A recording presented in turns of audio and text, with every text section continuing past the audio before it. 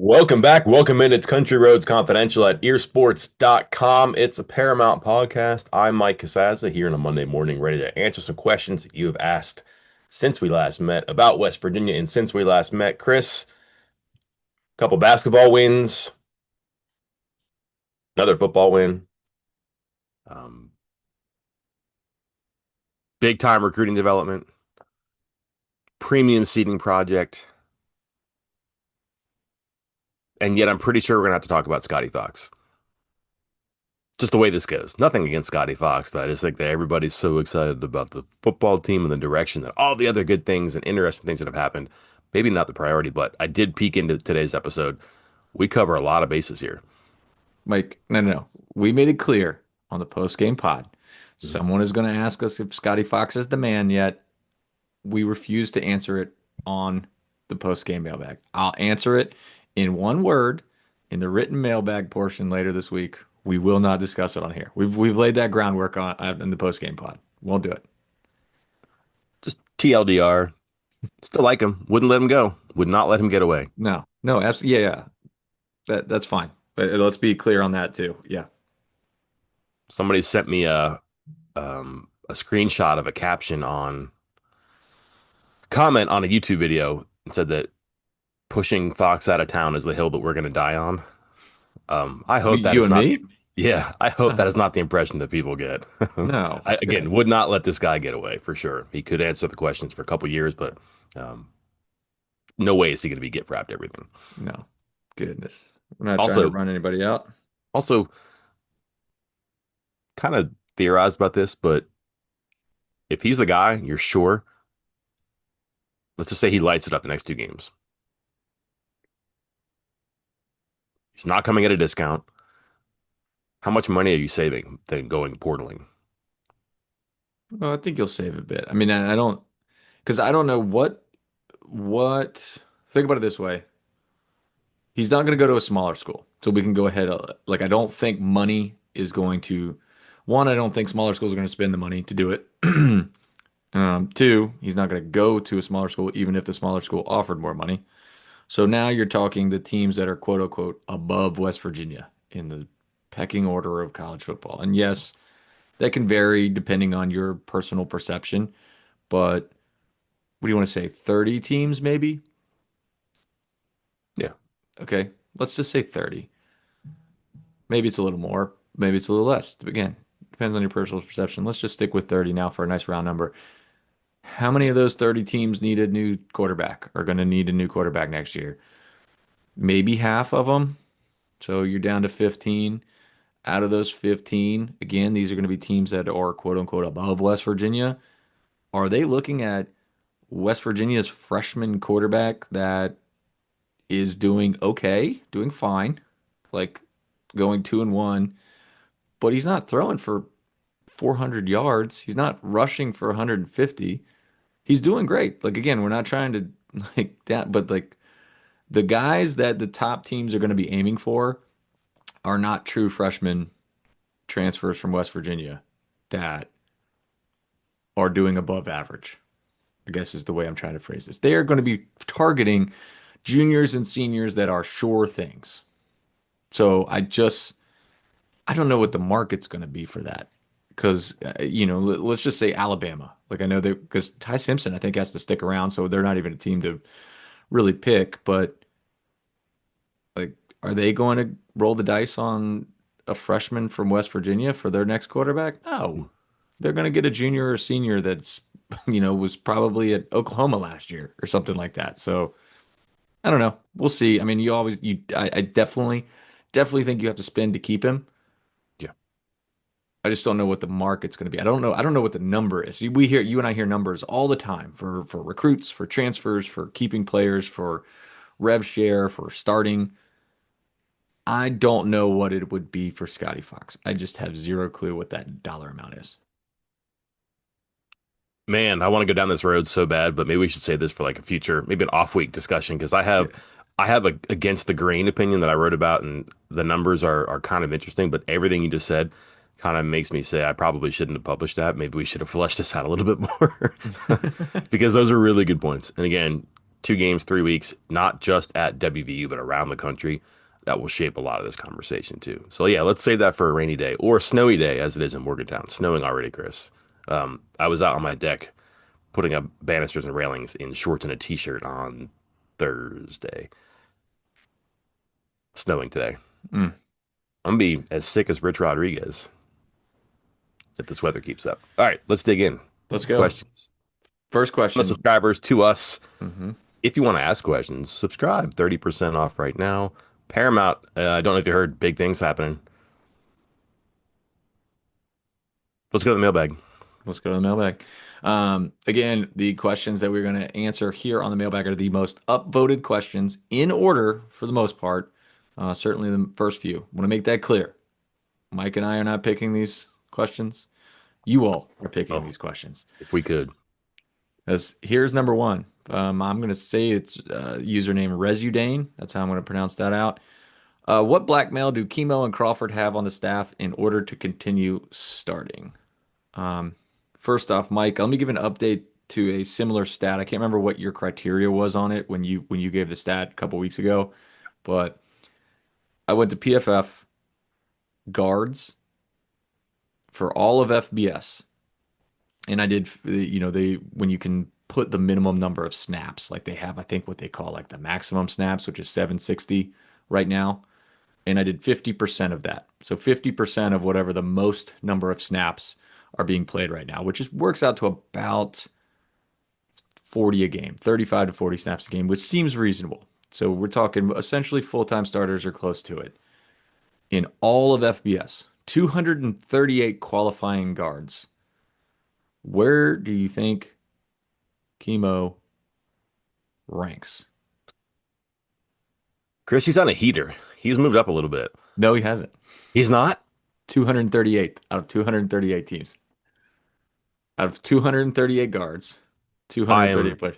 surprised by that. Wow. I mean, I'm not, but I actually thought that his grades had gone up. Maybe the entire country went up as well, but I had not checked that in a while, but I thought he was not. I know the number, it was 240 something before, but he was a little bit, yeah, okay, you got me. 230. He has an overall grade for the year of 43.0, which not only ranks 238th out of 238 qualifying guards, which again, I believe the minimum looks like it's about 380 snaps is the minimum. Hmm. Um, and not we're not talking, if you go down this list of 238, like looking here, 229 is 50.5, and then 50.2, and then 50.2, and then 49.4, 49.1. Like you go down like a tenth or two or three for each one. The guy in 237th is 46.8, and then Chemo's at 43.0. You drop almost four entire points just to get to him in last out of 238 qualifying guards this year. I don't know. There was the one game where he didn't play or didn't play much, and they brought Walter Youngbear over, or he moved over. Walter Youngbear came over to right guard, and I was like, well, this must be the new thing. And it was not, because they were No. right back to it the very next week. And I mean, I don't have an answer. I don't know. Like, I am not an offensive line expert. I know there's some intricacies involved that can throw your casual viewer off.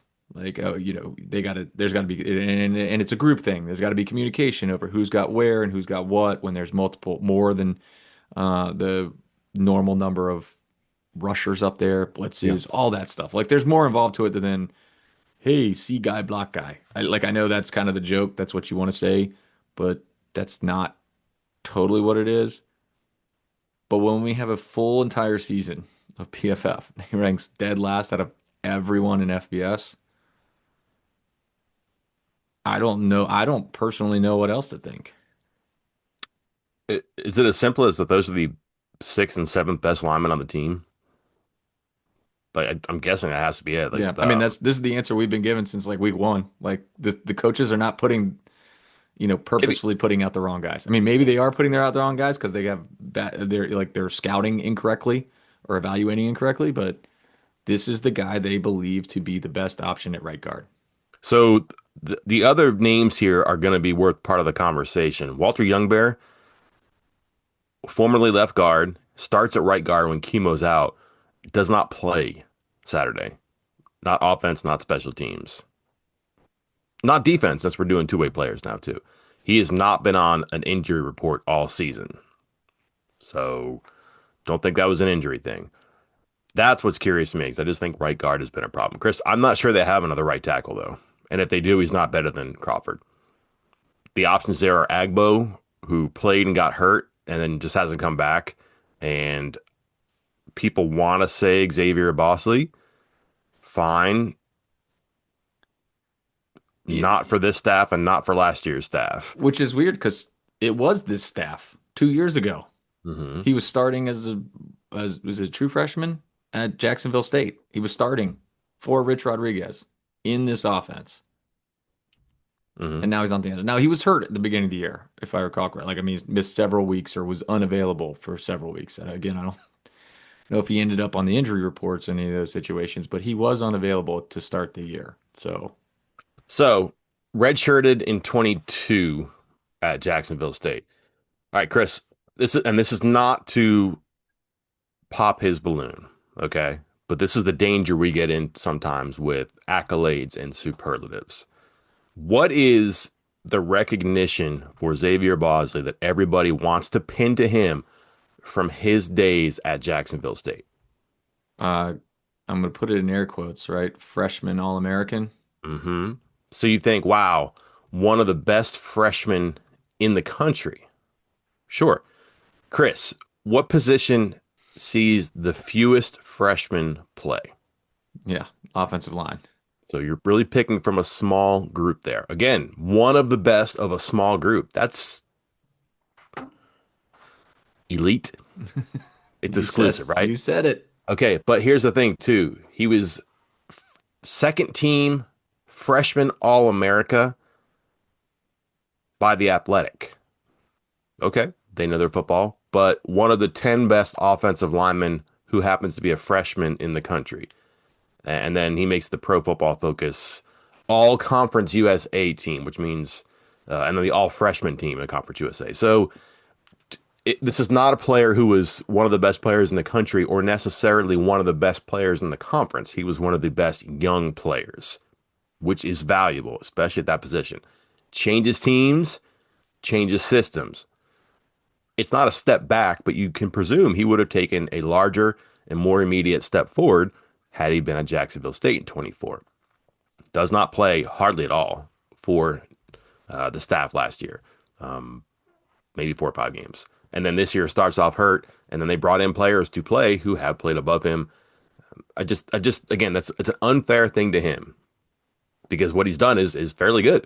It's not this blue ribbon prospect can't miss player that people think should be in there too. And again, if you're not getting in there above Tykeus Crawford, because that hasn't been a position of strength for the university's football team here. And I just don't know they have a better right tackle over there or a better left tackle that could swing Nick Crater right tackle. One may be here before too long. We'll see. I just think that you probably have who you have right now. And really, who we kind of figure out their guards would be Carson Lee, Donovan Haslam behind Young Bear and Makani Oli. One of them's playing, one of them's not. The tackles, we've seen Agbo.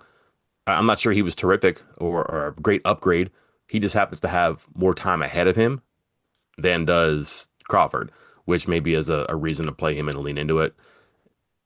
2 games now, Chris, and you say, "Oh, I'll play for the future," except that they want to win these 2 games and make it to a bowl. So they're kind of caught in the middle right now too, which is again a really strange development. Um, just to put in perspective right here, I'm doing it on the fly here. I pulled up so PFF you can put like the draft year, Mhm. and even then that's not perfect because like some of these guys with the quote unquote same draft year as Bosley were actually in like their sophomore year instead of redshirt freshmen. There were 29 tackles in all of FBS that played 800 snaps. Mhm. He was one of them. I am, as we're talking, going through it right now. I've gone through 12 of them. Zero of them were freshmen.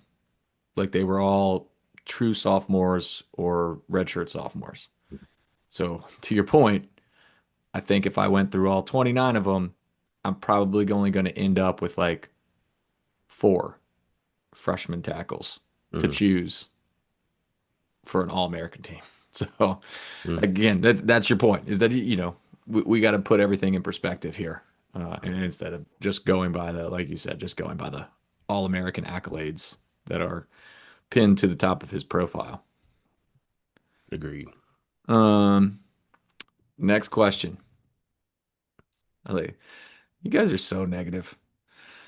Mike, panic meter time from BNWV 72. Wait, was he the one that created the panic meter? Was he the original panic meter question guy? We'll have to check on that. Uh, Um, Gimmick infringement if it's not. yeah, let's go. We'll start with number one. I, Trey Eaglestaff, where you at? 1 to 10 panic meter. um, my bar is not especially high at the start of the season. I'm not just saying that, Chris. You are familiar with my opinion here. I'm not going to air the laundry. I just had questions about him, especially defensively. And I want to see him play with Huff, and Huff is going to play because Huff is going to trigger and score. So they're going to have to play, and I haven't seen a way for that to happen. I'm above the middle here because I just think it's early enough, and he seems like he's thinking his way through stuff now, and he's even said it too. He's trying to find a place and not be like too selfish and too big feeling about his game here.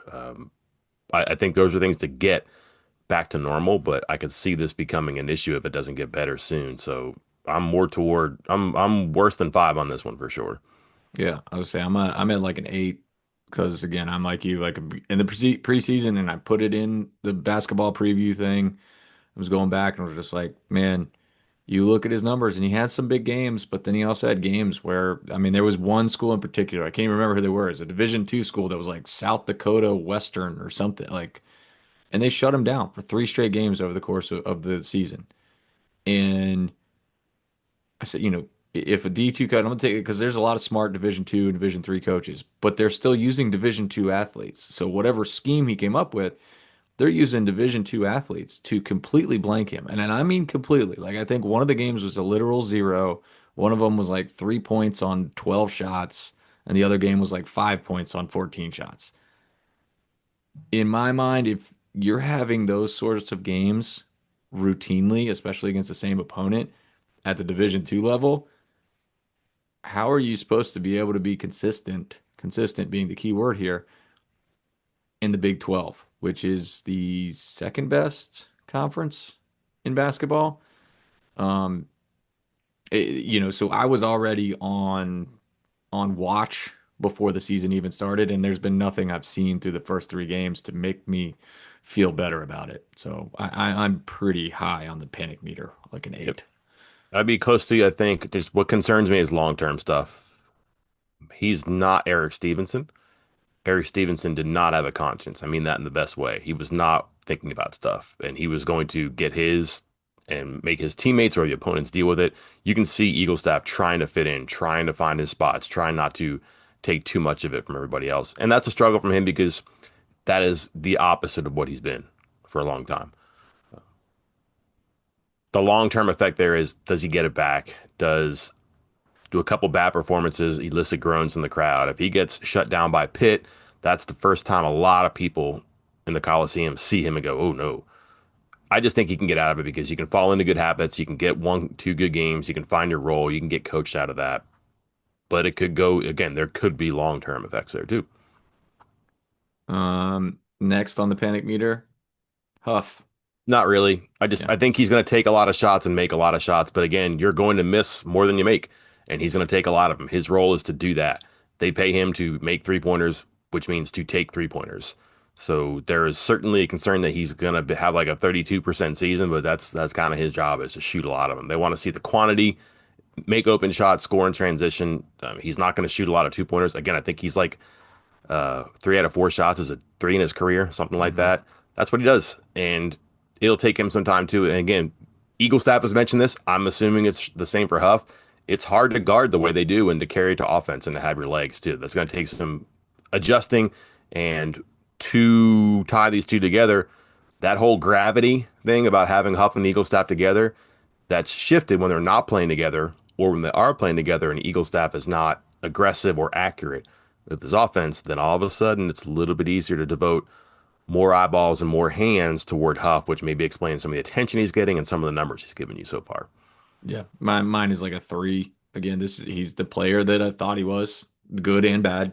He is predominantly a 3-point shooter, and that can be streaky at times. You mentioned like prior to arriving in West Virginia, I think it was 77% of his shot attempts were threes. Like that's all he shoots. And so far at West Virginia, 28 of 32 shot attempts, which I believe, quick math off the top of my head, is like 87% of your shot attempts are threes. And a couple of those, I think at least two of those four 2-point shots were attempted 3-point shots where his toe was on the line. Yeah. So like let's not even mix in layups here. It's been almost exclusively 3-point shots.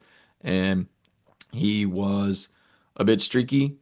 He closed out the Campbell game going on a heater to end it. I think it was like 16 points in the last 5.5 minutes.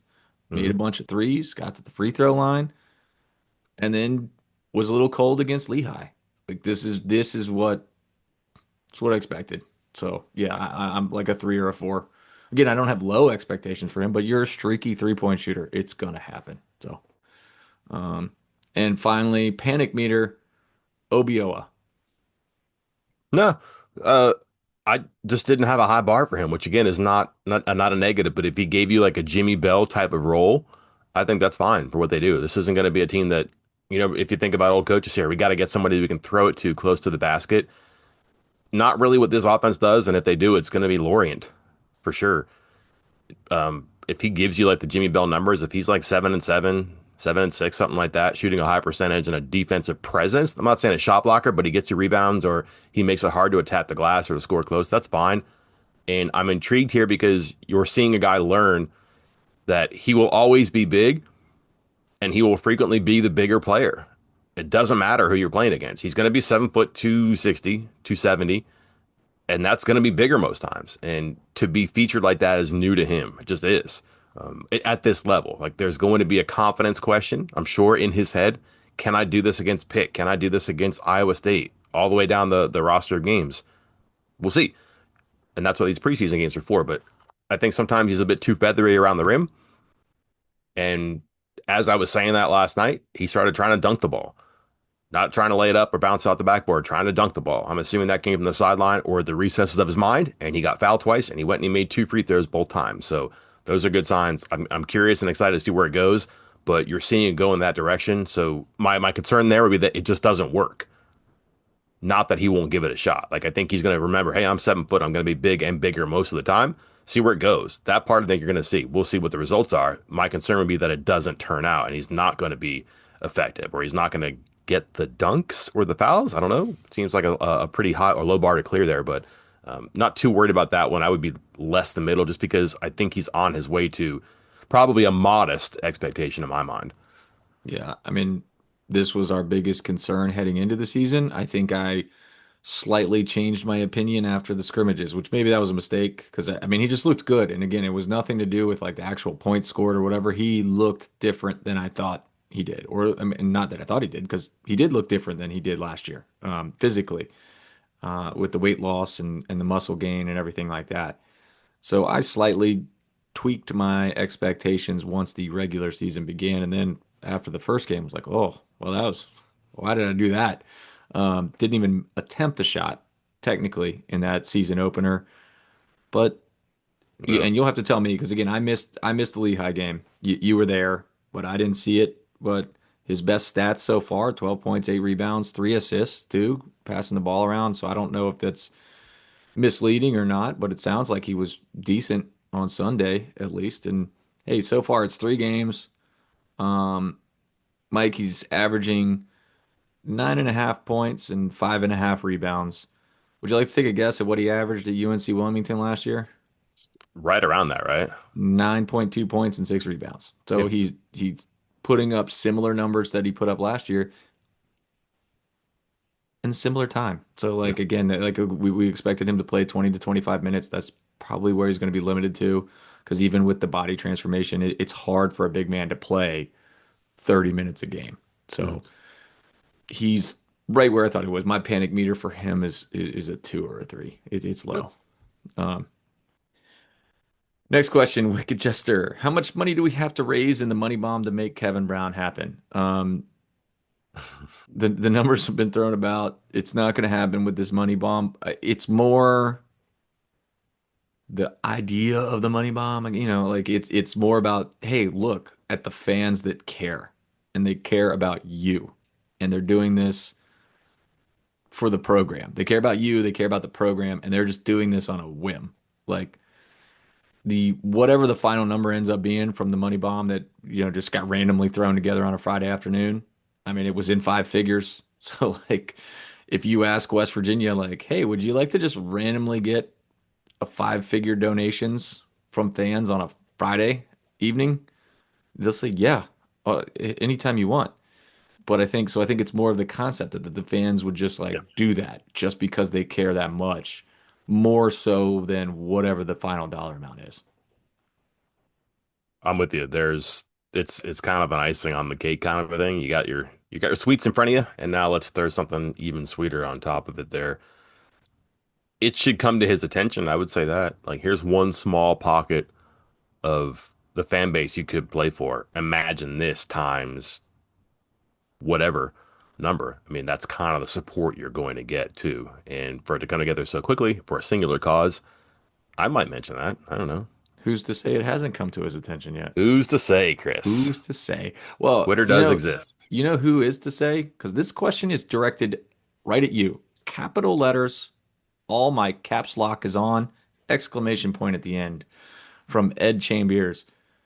Will WVU flip Kevin Brown? And don't dodge this question, Mike. It's just for you. You're our recruiting guy now. Get in Oh, there. great. All right, I'm gonna give you my answer. You ready? Yeah.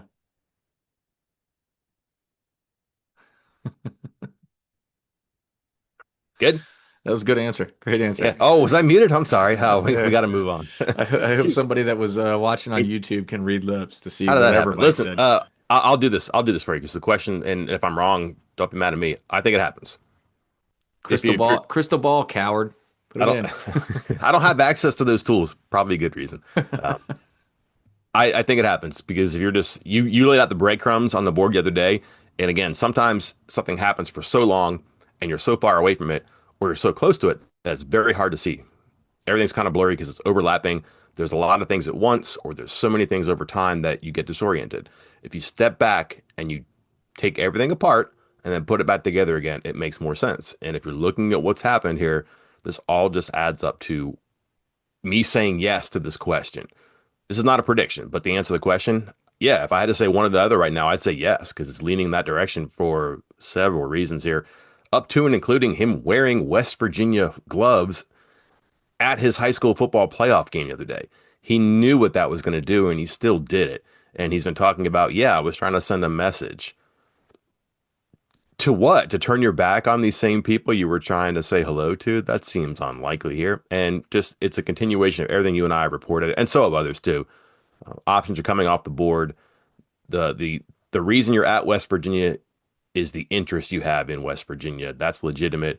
And if you go nose to nose in Ohio State, the reasons that you're leaning into West Virginia are not competitive against Ohio State. Ohio State could have more this, more that, but it doesn't have what West Virginia offers, which may be less than in some regards, but it's not what necessarily a player wants to. And right now, it just seems like it's going in that direction where if it's going to happen, it's going to happen probably sooner than later. There's 2 weekends left for official visits at Ohio State. Chris, I don't believe he scheduled one yet. He can't because his high school plays on Saturdays in the playoffs. So as long as they keep winning, he doesn't have an opportunity to go there. So everybody in Morgantown in West Virginia is now the biggest fan of what high school in Pennsylvania, Chris? Harrisburg High. Go Yeah, Harrisburg. suddenly there's going to be like a bubonic plague outbreak in the opposing locker room now. Get the panhandle boys Yeah. on call just in case to make this happen here, so their high school doesn't get afflicted by what's I'm sure some sort of unforeseen circumstance to the opposing schools there too. But yeah, it's just add these things up. Like, it's not like some again. I have my recruiting guy card. It's laminated and it's in a shadow box behind me on the wall. Right. It's like the Pulp Fiction briefcase. When you open it up, it glows. Right. I don't even need that, Chris. Yeah. This is elementary to me. And if I'm just looking at things, You would not talk yourself into Ohio State or Penn State right now if West Virginia was an option. Now, does he make a, let's just say, a air quotes football decision here? I want to go and I want to play in the Big Ten and I want to play for national championships and I want to get developed at a school that's developed offensive linemen, receivers, quarterbacks, defensive linemen. Like they produce NFL talent regardless of position. He may do that for sure. He may. And you couldn't be mad about that. But he also may pull the trigger and do a cool personal thing that could be good for him in the football sense as well and come to Morgantown. I think right now you would say yes. That's more likely to me than Ohio State. Um, Sorry, I wasn't ignoring you, Mike. I was looking at my text, getting text messages from other recruiting visitors. This now that the government shutdown is, I guess, over. I think is what the news I saw this morning, but it wreaked havoc on official visitors, not just for West Virginia, but from around the country. Because I was just getting a message that Terry Wiggins, speaking of Penn State commits, he was on an official visit this past weekend, and his flight, just trying to get back to his house, which is not far, or trying to get to wherever he was. I don't know. I mean, I got messages from guys who's like, I got home at four. Well, I got a message being like, "Hey, I can talk now. I just got home and it was 4 o'clock in the morning." I was like, You take that call, Chris. if I cared about my job, I answer that call.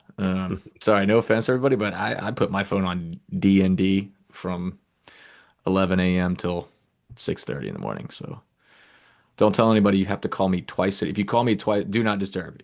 So the only way it won't even make a sound. So, but if you do want to get in touch with me, you call me twice in a row, and it forces it through. So just heads up.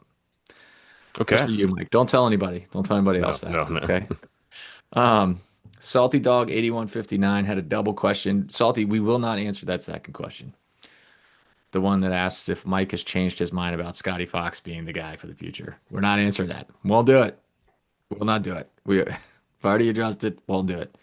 Um, but his more upvoted question: how do you explain the turnaround from Orlando, UCF 3 weeks ago, to the last couple wins? Was it more motivational things, personnel, X's and O's, matchups, or some crazy combination of all of those? I don't even think it's that. I think it's just sometimes you don't study for a test and you get a bad grade and you think you're going to get a good grade. Like, oh, I know this content. I know this subject matter. I don't really need to study. I'll do something else instead. And you get a D, C, F. I don't know. And you hate that. And you're like, you know what? I better take my prep more seriously. Yeah. And you've heard Rodriguez talk about livened up practice a little bit, made it more competitive, a little bit more challenging. You've seen them move players up and down the depth chart, in and out of the starting lineup. Guys have gotten opportunities. It does seem like it's more inclusive of players who are earning or exclusive of players who are, kind of fumbling opportunities. And when you win, it's more fun. It just is. So go in, get your head beat up against the wall by UCF, come back, reset, mix up practice because again, you lose 5 games in a row. Practice sucks. You don't want to go. So you mix things up, liven it up, take out the monotony, play better, realize you're closer than you think maybe. Keep it going, breakthrough win, ranked team, road game. Hey, this is fun. I'd like to keep doing this. Let's keep doing what we've been doing, which maybe is new and different. Win again. It goes on that way. I don't think they've been calling different plays. I don't think they've gotten players who are healthy that were missing and like vital to all this. Maybe little bits of that, and that helps. Defense, I would say, is the one visible part to me. Their defensive backs have been really aggressive the last couple of games. You've seen that with interceptions, pass breakups that turn into interceptions, punching at the ball when they get a chance, tackling in packs. Haven't seen a ton of players running away from defensive backs. You think about that long touchdown run against UCF when like he wasn't touched or the first Yeah. tackler was like 55 yards down the field. The first tackler who had a chance at him was 55 yards down the field. Your pursuit drills in practice are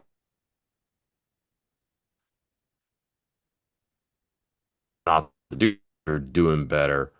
Um, I don't know, and they have a better clue of who they are on that end. So that would be the one visible change. But otherwise, I think it's just kind of practicing harder, practice better, having more fun, and just good results to reinforce good habits. Yeah. Tame, I know, but I don't think it's they flipped a switch. They tried something they hadn't been trying before.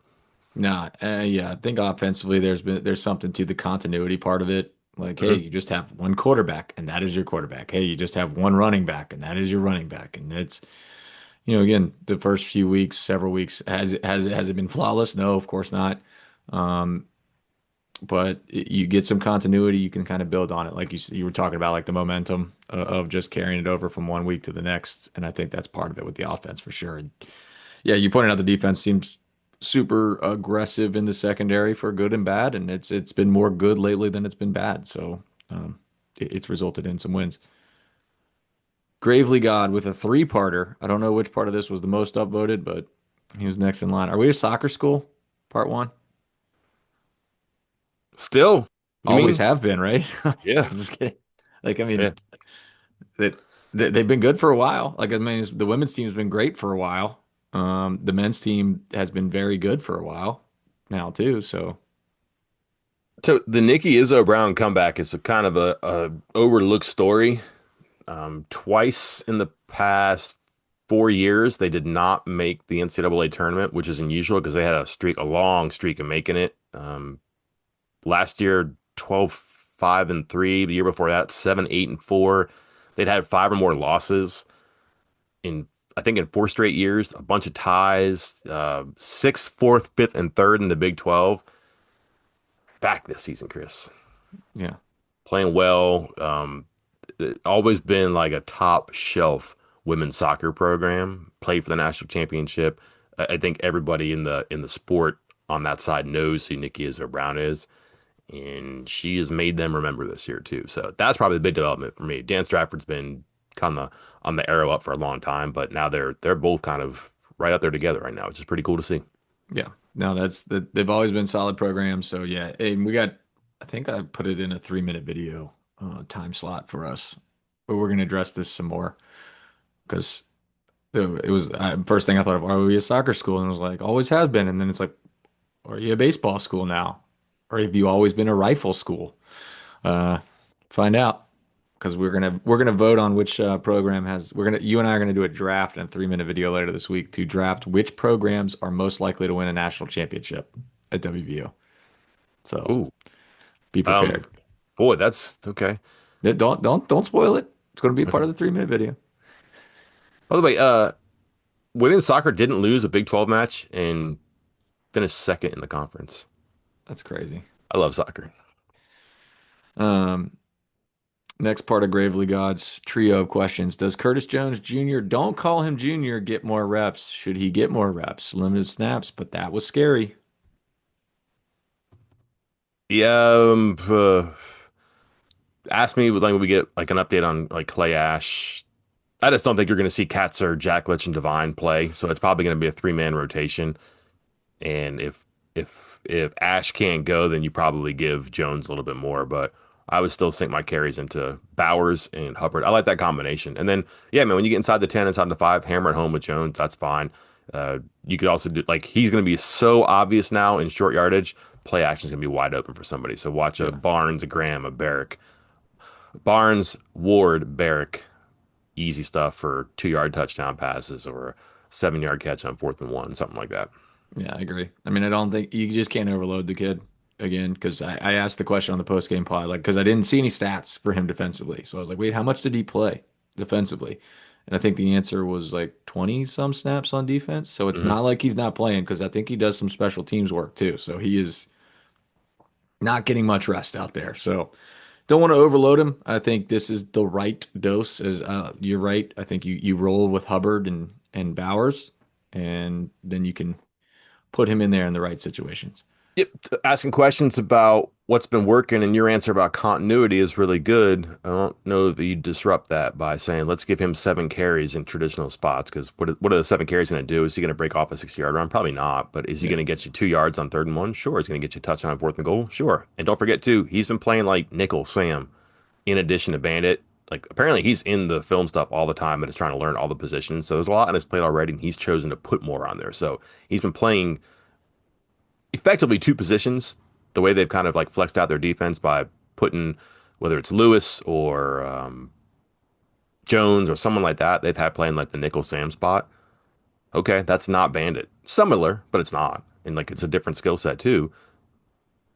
He's learning other linebacker positions. He's trying to figure out what the defensive line is doing and thinking and seeing here. Whatever. That's not playing a position, but he's learning it. And then okay, short yardage, but also starting a drive. That's a lot on his plate right now. Maybe eventually, but I wouldn't do that right now to him. Uh, Fred Perry, our best safety since Carl Joseph. What say you? Question mark. We call him a safety, Sure. like defensive back. I would give him that, but like he's almost like a linebacker playing corner. Like it just, but I through this, Chris. I don't know who else would be the answer. Yeah. Like their defensive backfield and their safeties in particular have had some pretty like sub-stellar groups there. Been a problem for their top end of their defense for sure. Why their pass defense wasn't so good. Best defensive back, let's say non-corner defensive back since Carl Joseph. Really like Tyke Smith's true freshman year. Probably the best comp I could give you, and like a similar role for sure. Probably Perry, I would think right now, just because he does so much stuff against the run and like that. But not a long list to compare him to. But I would put him right there for sure. He's having a good season, eventful season though. Let's say that. Like there are downs with his ups for sure. I'm just like imagining in my head, what do you have to say to get an unsportsmanlike conduct for language? Because that I was thought what he his spit. I thought maybe he spit on him because like it was face to face and there was no contact, and I was like, oh man, he spit on him, and they're like, nah, he said something, which is gonna get a flag every time. yeah, I was whatever. All I was thinking was the Bull Durham scene. When Crash Davis gets it for saying the thing you can't say. You can't call an umpire. There you go. Would you have like a second place here? Like just thinking out loud here. Like Kaiser White was pretty good. Yeah. Uh, I'm trying to think here. God, am I that old that I can't even remember that Kaiser White was after Carl Joseph? Drayvon Askew Henry. Yeah. Trying to think of my. Then we're going into like some last Dana year had Giovanni Stewart, but Yeah. I he was mean, kind of he's more of a linebacker the way they were playing, but he was pretty good. because yeah, Maybe Drayvon Askew I'd probably Henry. say Kaiser White is a little better than Fred Perry, but he Okay. was. Yeah, I mean, it's a similar thing because he was kind of in that not a nickel corner kind of thing, but more of a a linebacker safety hybrid kind of spot in that defense. Oh, you know what? Kenny Robinson's sophomore year was pretty good too. Hmm.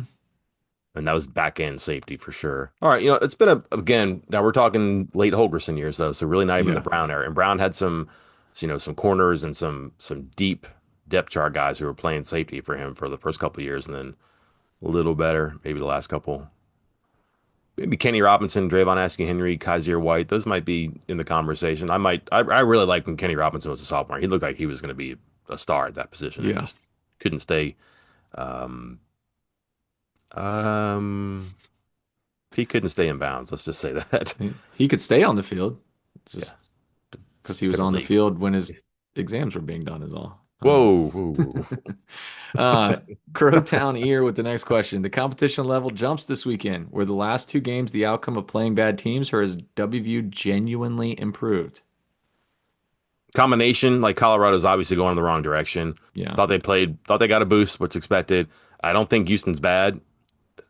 Houston looked bad at times against West Virginia, and then again against oh my God, UCF last week. So maybe they've had better days, but I just thought West Virginia was a good matchup for Houston, and sometimes it's about matchups, Chris. And I don't think they're a bad matchup for Arizona State. It's not a great matchup for Texas Tech for sure. Yeah. So I just thought that was okay. So matchups for sure have been favorable to them, or they're in a better position to leverage the matchups. They were not there before. I think they're playing better. Their defense is more active. So it's not one thing. I would not say it's bad competition because I think you could say, wow, Colorado's 3-7, but you might also be like, wow, Colorado's 3-7 Yeah. because they have a really good quarterback. They have some nice pieces on offense. They can do some things on defense. I don't think that's a terrible team. It looked like it at times, but I think that devalues West Virginia beating a Power Four team. And then again, I don't think Houston's bad. I just think West Virginia played a really good game.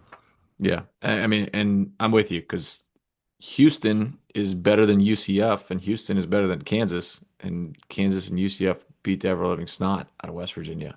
Hmm. And West Virginia played better against TCU. TCU's better than those teams. West Virginia played better against BYU, and BYU's better than those teams.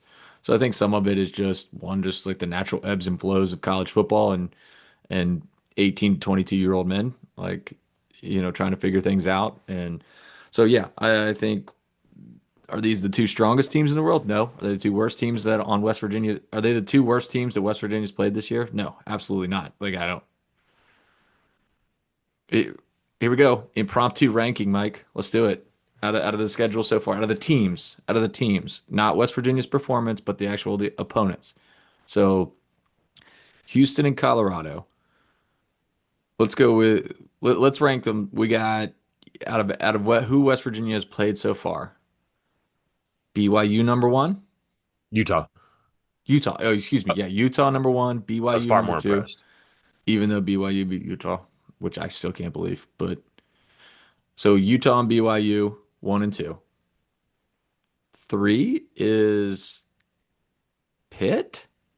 I mean, they're still bragging about how they have won after they lost after West Virginia. Is it Pitt or is it TCU? Not Or TCU. or are we at Houston already? It's not Kansas. It's not Kansas. It's not Kansas gonna make UCF. a bowl. Like, Hold on, let me get my generator out here. Um, I mean, are we it would literally at be it Utah, BYU, and then we're at Pitt and Houston? it would be Pitt or Houston right now. Yeah. So Houston's the third or fourth. Fourth. Let's say fourth. Let's give Pitt the benefit of the doubt. Give them third, who West Virginia beat. I have Houston. Pitt by 8 over Houston. Okay, so Pitt third, West Virginia beat them. Houston fourth, West Virginia beat them. And then you get to TCU or Kansas, I think, for fifth and sixth. Yeah. I would think that Kansas would have an easier time against West Virginia than TCU would. Oh, I'm Because just talking Kansas, who's the better team. Like let's just say we're just like power ranking these teams, not how yeah, they match up, not home and away, just power ranking. I like Kansas's pieces better than TCU, and I do like TCU, but I just think that Okay. Kansas is more well-rounded. And then I mean, Robert Morris at the bottom, Ohio probably the next bottom.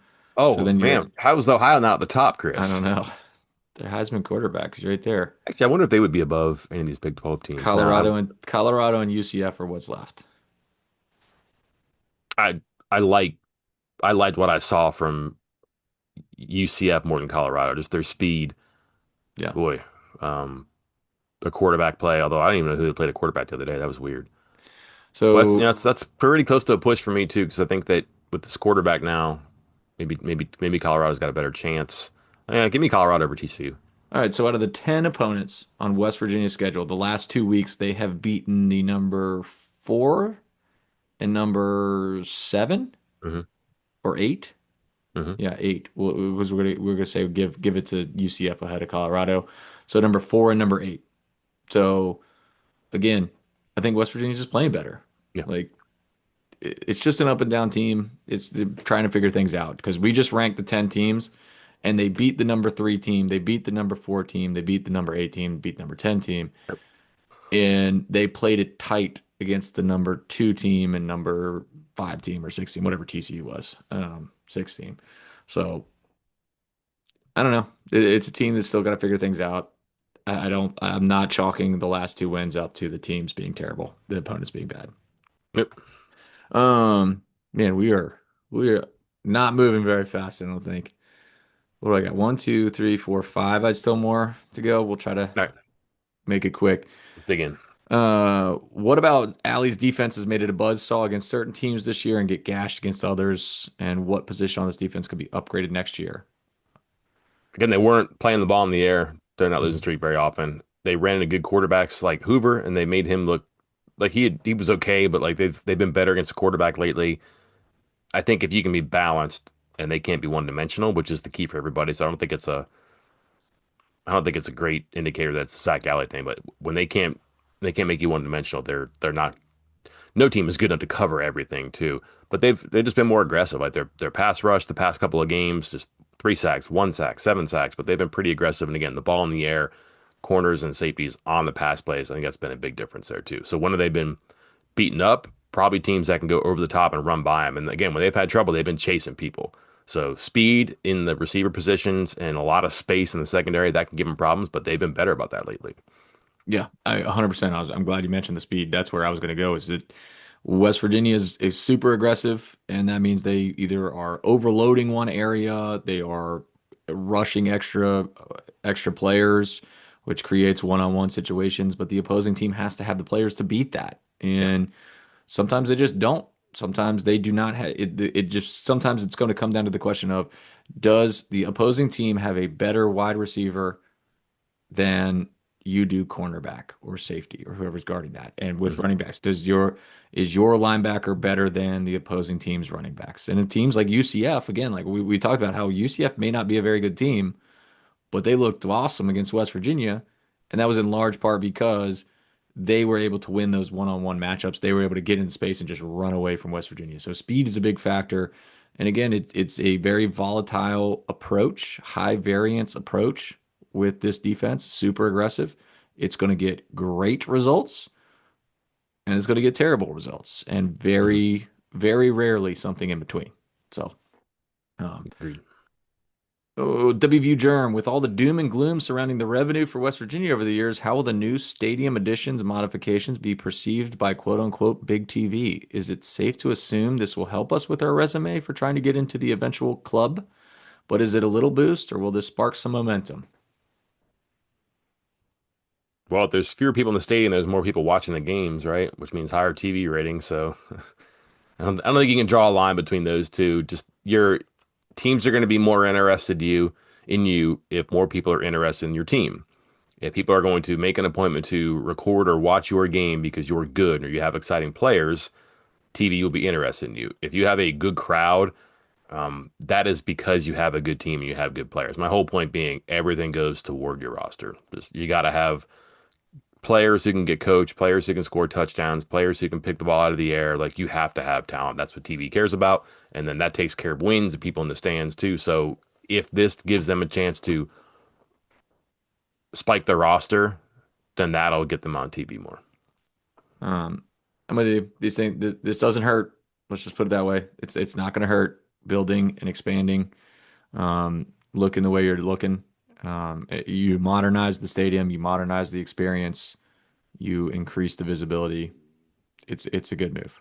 Yep. Um, Mountaineer Musket Man, you have an unlimited budget for one assistant coach from a program that fired their coach or could be fired. The options are Phil Trotwine from Penn State, Terry Smith of Penn State, or if it were to happen, Mike Loxley from Maryland.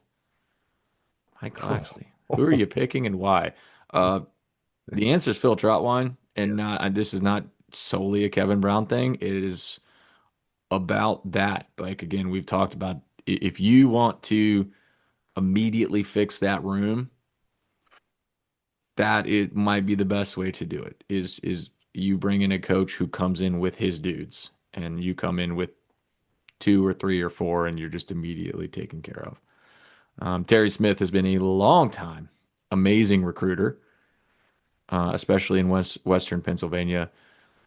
But I mean, I'm not saying he won't do well at West Virginia, but it's easier to recruit Western Pennsylvania elite recruits at Penn State than it is at West Virginia. So I think he'll be able he gets a boost there, and he probably wants to stay there whenever the new coaches come in. And I know he'll be a priority for the new coach to try to keep him as well because he's also, I'm not trying to take anything away from Phil Trotwell because I think if I remember correctly, like he wasn't even always an offensive line coach, right? Wasn't he like a tight ends coach or something like that before? I think he was like entry level, just trying to get on staffs. Yeah. Yeah, but Terry Smith's certainly versatile. I mean, he's been in recruiting departments, he's been position coaches, he's been director of player personnel. He's been all over the place, so he would be a nice asset to have as well. Mike Loxley, again, he's had years of experience recruiting, but I not saying old dogs, new tricks, all that stuff, but is he on the elite level recruiting that some of these other guys are? Not in my opinion, at least not anymore.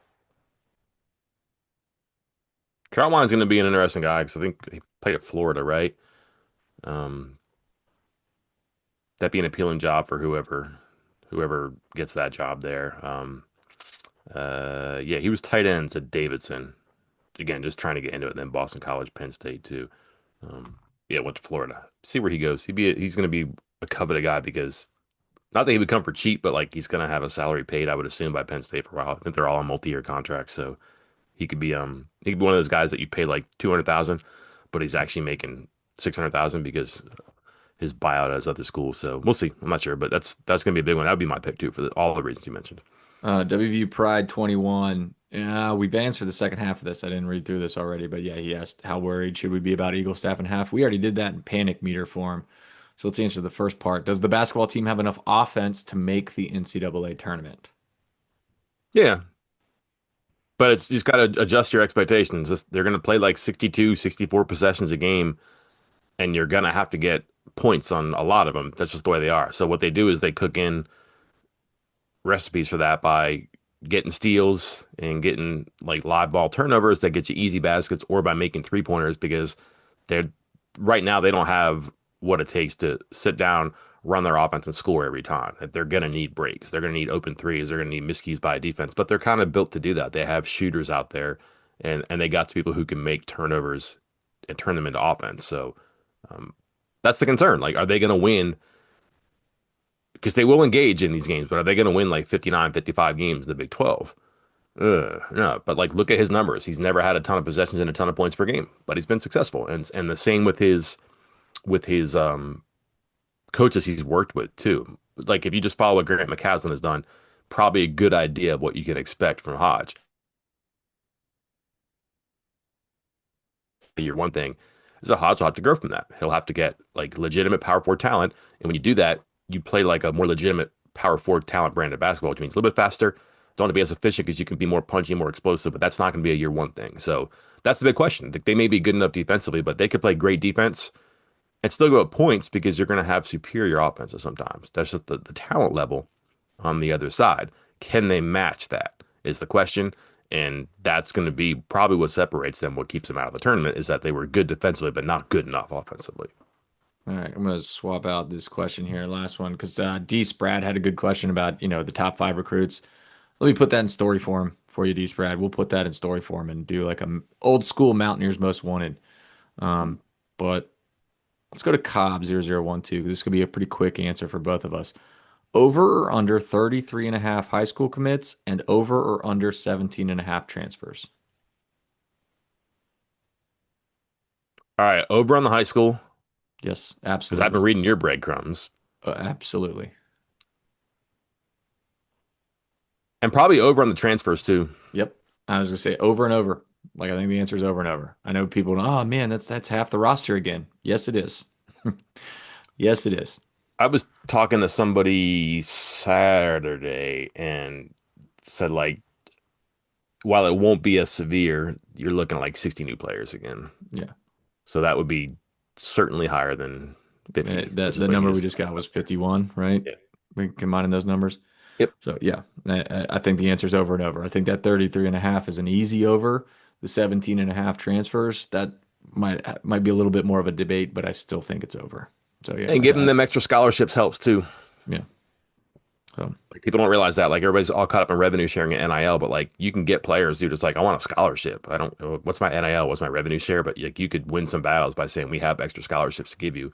Um, that covers a lot of bills. Like you don't have bills when you got a scholarship, right? yeah, So rather than having to worry about, oh, I got to pay my cell phone bill, my car bill, I got to drive back home every so often. If you're a true freshman, your room, books, board, all that stuff's taken care of because they got extra scholarships to use. yep. All right, Mike, I think that's going to be it. Well, again, we'll take a couple questions and turn them into 3-minute videos. We'll take that question from D. Sprad and I'll turn it into a story, and then I will answer the rest in a VIP mailbag. Mike, we got Rich Rodriguez Tuesday, game Thursday. Do we have Hodge this week before Thursday? I haven't seen the schedule yet, but I'm sure he'll talk to us on Wednesday. Okay, I'll say I haven't seen the schedule either. So, Like he wants to, one, he wants to do media stuff too. yeah. And big game, he knows it. Oh, is there a big game this week? Think it's, think it's a rival. Um, I'll have to look it up. Okay, all right, whatever. Tip of my We'll see. tongue. Um, And that was one of the questions on here. Might as well go ahead and address it real quick right now. 6 p.m. start time. Poo love poo. it. You Love it. love it? Love it. Give it to me. Yeah, that's But so fine. you can get home at a reasonable hour. I get up early in the morning, so like if that's fine with me. Like the sooner we're done with that, that's fine. These games are long anyways too. So your 7 o'clock game, you're looking at 2.5 hours, whatever. Sooner the better. And plus, it gets like kind of an exclusive window for TV too. So I think that's important. Okay. That's Fox or FS1, right? What is it on? I don't know. I should be writing a story about that later in the week, but we'll see. All right. Anyways, good for us. Good for them too. 6 p.m. is strange, but I like it. We can complain about that some other time, but not this time. And the answer is yes, FS1. Sorry. There you go. Yeah, there you go. So unique time window because again, ESPN's 7, 9, all that stuff. But um, I think Fox does like the more realistic windows where they realize these games are not 2 hours long. So you're not tuning in to watch your game. There's 7 minutes left in the first half because the other one went over. Like Yeah. Fox is a little bit different like that too. Thank goodness. Anyways, different day, different story. Until that time, I'm Mike Kassassin. And I'm Chris Anderson. We will talk to you then.